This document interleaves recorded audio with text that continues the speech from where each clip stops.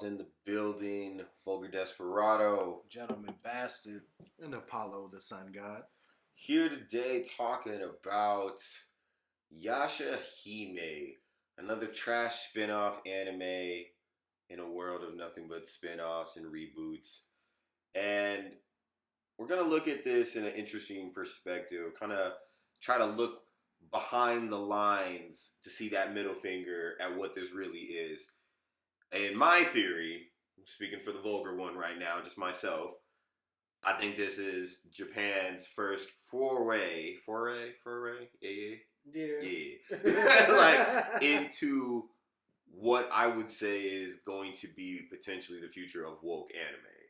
This show, while doing things that aren't uncommon to anime, do some things that are very common to woke American TV right now. Mm-hmm. That's the boy's opinion. Apollo? I mean, I would agree. When I watched them, just for context, we all watched the first 3 episodes of and trash. Yashahime, and I'll say it's not my cup of tea. I'm less hateful than my brethren. I'll say that I had fun watching some of it. I think that the setup is kind of contrived in a weird way. I mean, it's almost like they had the premise and then they had to work it out within the universe of INUYASHA, and I feel like you could feel it. You know what I mean? But I also do see all of the points which we'll begin to hit that they're talking about. You know, because they are lesbians.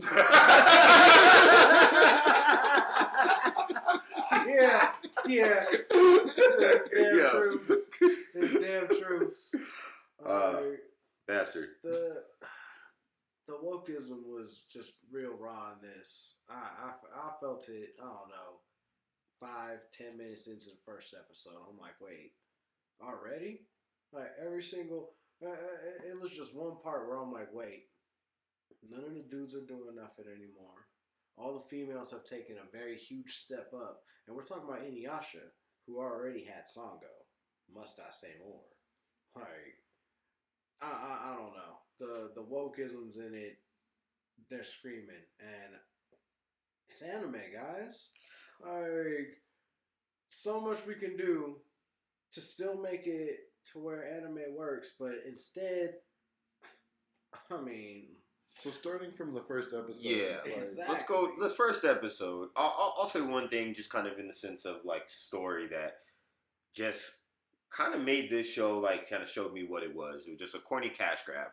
Like first episode is mostly about Inuyasha, Kagome, Moroku, Sango, kind of like talking about what they sort of were doing after they beat Naraku or whatever, you know, and it just was kind of not the heartwarming, like, oh, I get to finally see these characters again after all these years. Like, it just looked stupid. It was just kind of corny. It did. And it's like, especially with how they already had so much set up in the sense of, what, Sango had, the twins already, didn't she? She had like 3 kids, 3 or 4. And it's just like, at that point, you're like, okay, cool. They've settled down. They're not going to be so crazy about it and stuff.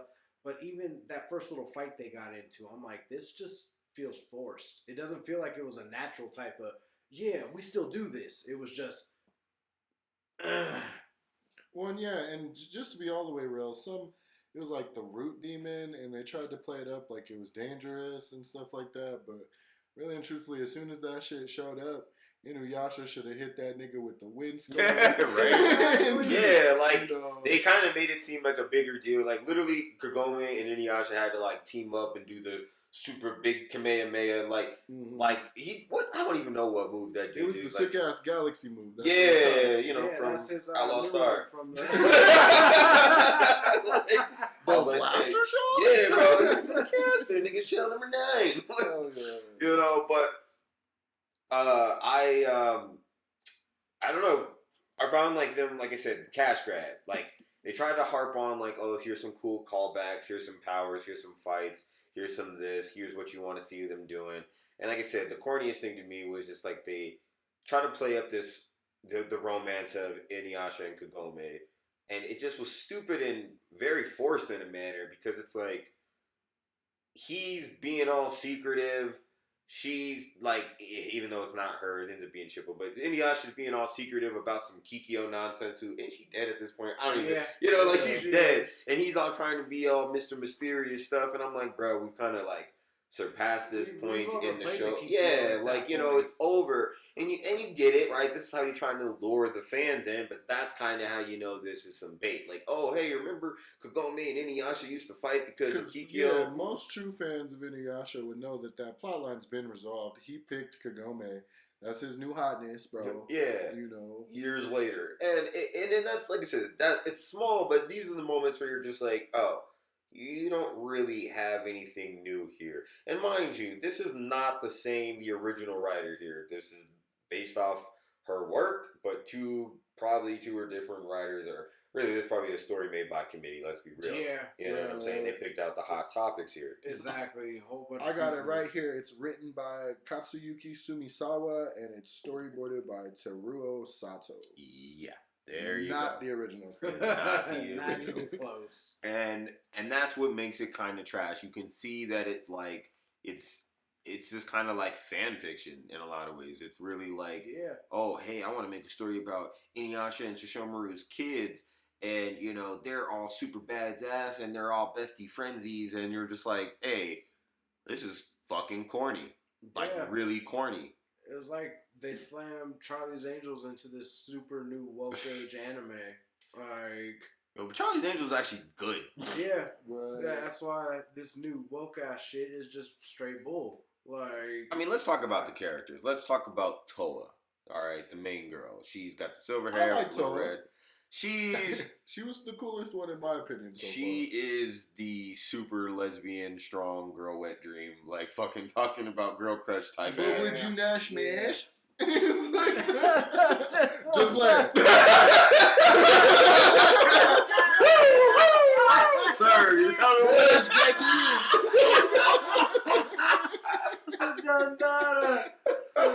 We here at Jabberdaws do not condone anything of the sort.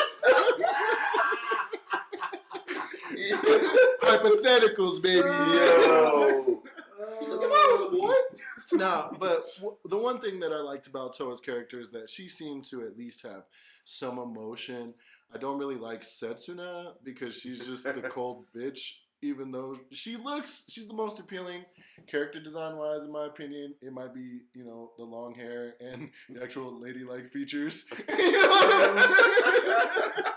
But she's a bitch. So I like Toa more, and Maharu, yeah. Inuyasha's daughter. Right. She seems cool, but she is also like the little dirty vagabond boy character. Like, she's basically, in my opinion, if you would take like Inosuke from Demon Slayer and then turn him into a girl, that's almost what you get, and it just is a little tropey in my opinion. But I don't know, It's just all of these characters, all three of them, honestly, they're good design in the first sense. When you first get the whole feel of all three of their stories and such, it's like, cool, I can get into this.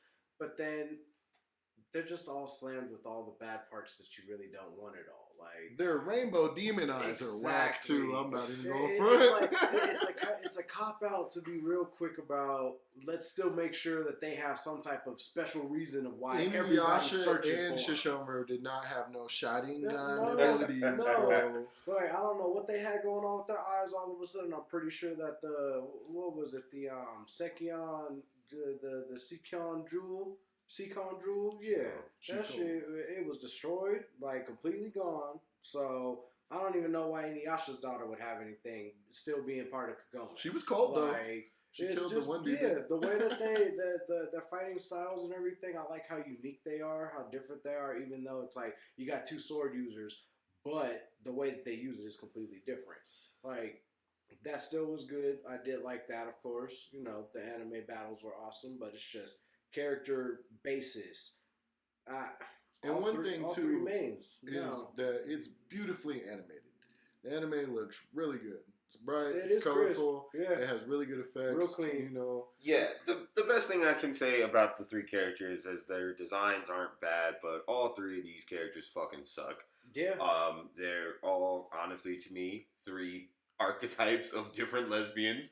You have your butch, you have your cool butch or stud, and then you have your CEO butch. like you have all CEO different versions butch. of a lesbian here, and you're kind of Where's like the fam? the old lady tie-dye, bruh. That's Yeah, it. Or no, the little it. girl, the little sister. She's like, girls wear dresses. Like, all right. Yeah, I'm gonna get to that point in a second. We'll come back to that one, but all these characters here are just very stock versions of like what you would find on Twitter, Twitter, lesbian Twitter, bro. Like, it's One of here's these the new boyish Netflix girl that's like dirty and doesn't care about her physical appearance and gets naked in front of people. Here's the boyish girl that like lifts weights and beats up fucking boys that try to jump here. Here's the boyish girl that's too cool for school and doesn't say shit and she's styling out everybody. Right, So ain't no girl gonna be like Sasuke, nigga. I mean, doesn't Get out of here. She wearing the same shade of blue. She was. Doesn't Toa say Why? that? Like, she even says, "Oh, I don't want to fit into those constructs of having to wear what She females says wear and she what says males wear." girls have to be feminine and boys have to be masculine, and I don't like that, or she'll get sucks or something like that. And how on the nose is that writing? Well, that's how you know what this show and As who it soon was as she made was said, for. yeah. Now, these type of characters and this type of even story, like is not uncommon to the anime world, but when you have like very on the nose writing like that, when you have like a very, very much a show about like super powered like offspring kid, like it's literally fan fiction. This is the fan fiction you will see in the States right now. People writing stories about the children. It's usually a daughter of the superhero, and then like they have the best and all the powers in the world because they got half from their mom and half from, that's Inuyasha's daughter. Then you got Sesshomaru's twin daughters, and like it's really pretty much just fan fiction for a very, very specific type of audience. And Yeah. if you've been paying attention to the entertainment world in the last few years, you'll see that this shit is low-key woke propaganda. You know what I mean? And it's weird because it's anime. It's not like it's bad. It's not like you haven't seen that. It's not like you haven't seen some ass-kicking girls before.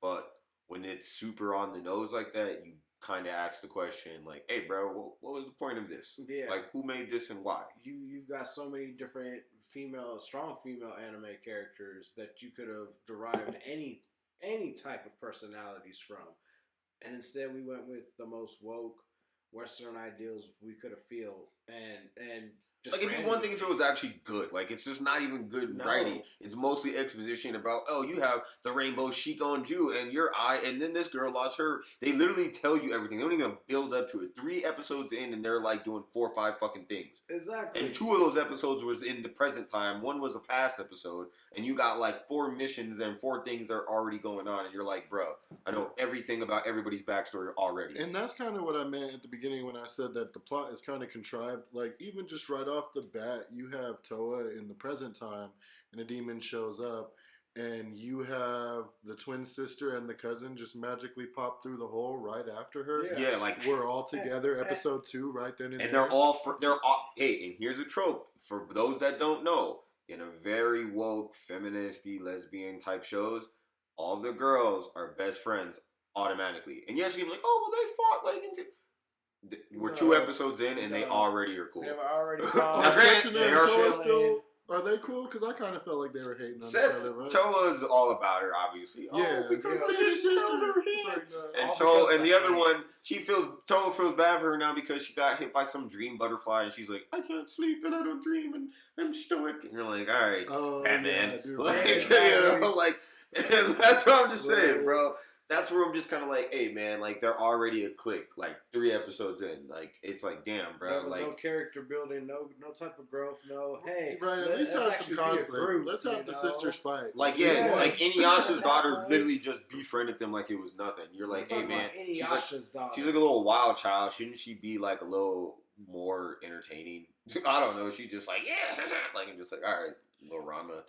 Right. Like, and Because she seems cool. She's like an imp. But she's very impish. And I'm just like, hey man, that's like only cool when the girl is like 4.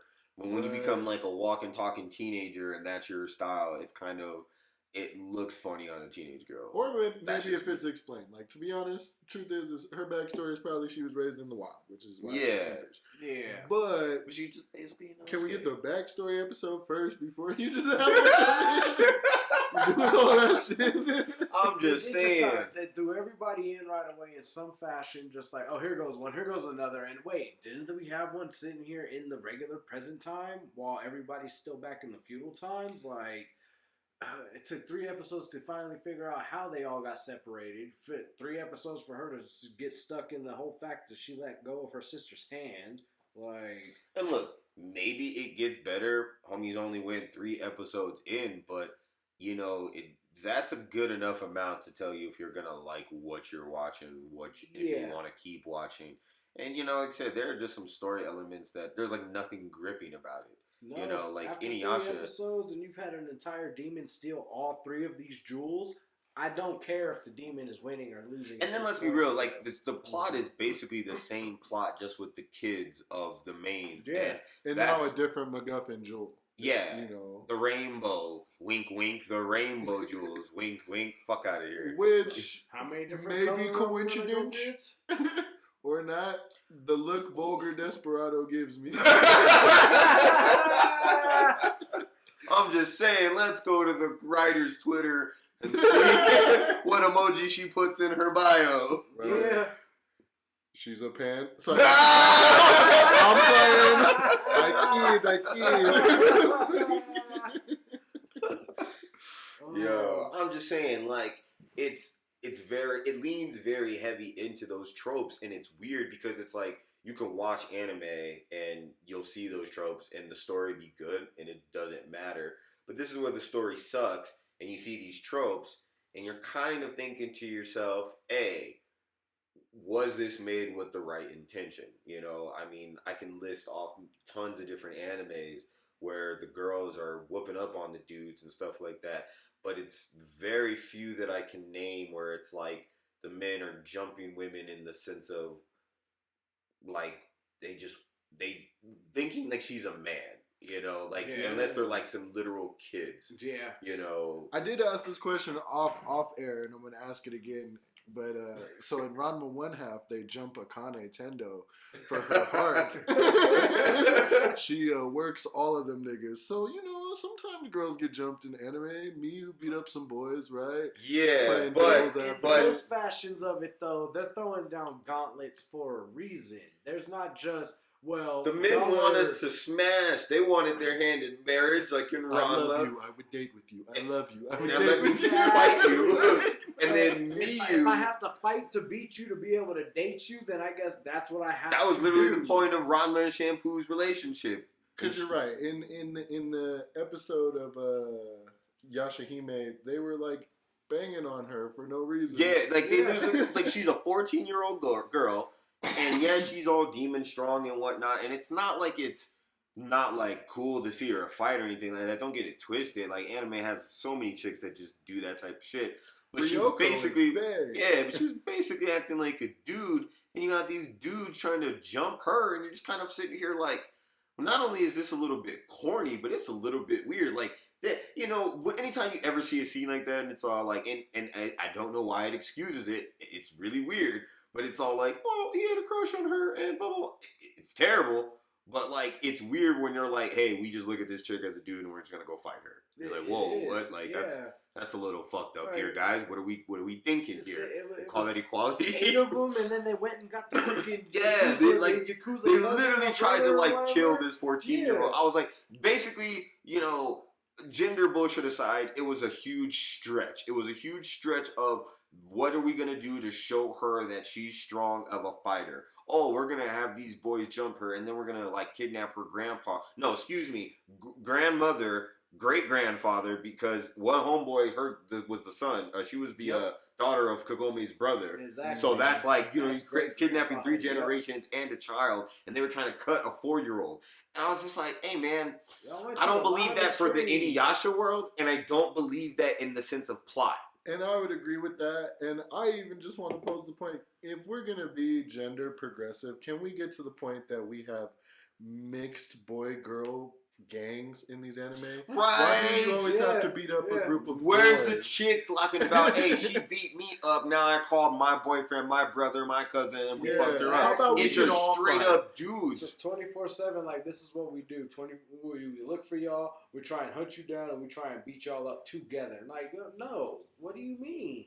Like, when it comes down to it was we weird. actually had some Me girl and my rivals. homies would never. Yeah, you know what I'm saying? Like, it's a weird plot device to like try to show this character as tough. There's other ways to do that are like not just simply believable. Like, you can sit here as a man and be like, you know what? I don't believe, especially modern men, even I don't care how fantasy this show was, because they were in the modern world at this time, that a bunch of boys would go and jump a girl. It's stupid. And she's all like trying to act like she's all the hardest kid on the block. I just love fighting and shit. And you're like, all right, Ryu, calm the fuck down. Like, going around being the world's strongest. But you're all white too. The other thing that happens too right away is after all of the gang tried to jump her and such, instantly the demon has popped up. For what? 2 seconds later. Oh, so we couldn't have just and you know something. That's how it's another woke show. Like I said, the fan fiction-y shit that you see here. Homegirl mastered her powers with the quickness. Her sword breaks and then she gets out this demon energy sword, and they're like, "Oh my god, she's got a demon energy sword!" But then she kind of like didn't know anything, but she knew how to use that. It was the dumbest shit. Yeah. I was like, bro, INUYASHA could not use Tenseiga for at least like an episode or two. Yeah. You know what I'm saying? There's like build up to it, but all of them were automatically cold. We call those Mary Sue's. Yeah, like it's very much in the vein of Star Wars with your Rey Skywalkers and shit. I'm just saying, like, the plot was very just, here's what we're gonna do, blah blah blah blah blah. It was like spelled out. You got all the backstory. It was just really quick. The only thing you kind of don't get is why they're like their parents are there, and it's like that's marketing. Oh, we know what you really want: INUYASHA and Sesshomaru and Kagome. Well, you got to keep watching to watch them. I know we don't give a fuck about these kids, but we know what you really want, and that's where I'm just all like, hey man, I mean, some people really hate them some fucking Boruto. I haven't watched Boruto to tell you if it's the same type of marketing ploy on just getting that money over some bullshit, but this is kind of how you can look at Yashahime. It's either A, woke propaganda slowly creeping into the Japanese market, B, just money grabbing propaganda to just get as much money off of bullshit that you can, or C, a sign of really shitty anime to come. Because I got a lot of other ideas on like, yo, the state of current anime is just like deteriorating. It's deteriorating in a lot of ways. I mean, there's some heat out there, but I bet you most of the heat you're liking is either A, been around for a minute, or B, Shonen. Almost every time shonen. Or some mech anime or something. Oh, I would love a great existing franchise. Yep. It's just Gundams. Yep. Well, but I mean, this is kind of our take on how this wokeism is about to destroy anime, and you guys don't need to do this.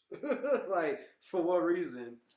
Yeah, at least the Yashahime feels like an infiltration attempt for right now.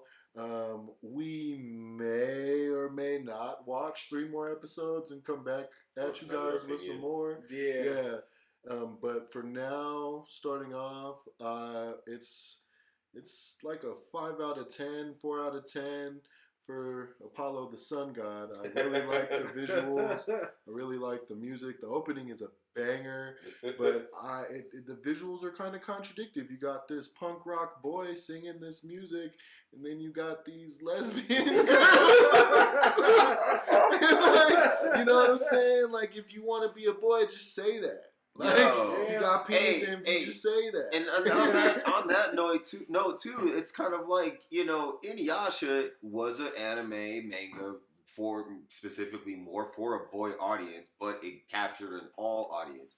You can watch this Yashahime and literally say this is more for a girl lesbian audience. I'm not saying boys couldn't enjoy it, but what would grip you as a male, what INUYASHA did, especially at that age. Like if I was the same age when I was watching INUYASHA and watching Yashahime, I'd be more likely. Well, I don't know. I don't think it would grip me as much because you're watching INUYASHA. He ain't much older than you, except for the 100-year sleep. And you're like, this nigga is tight. You know what I mean? So there's something to that in that. There's I a think bigger draw factor, like something that makes you want to keep watching it. That's not just, hey, listen to this message. Just no, watch this show. You know, like look at what it does. Look at what it makes you feel. How it makes you feel. How it makes you dream. And I mean, you can still get that message out the exact same in a good show. Yeah. I don't know. You guys got anything else on this one? No, that was about it. Yashahime over. For sure. Well, we might come back, like you said. JAWZ out. Please like and subscribe. This was a long one. If you made it this long, thank you. Might have to clip this one in parts. Peace.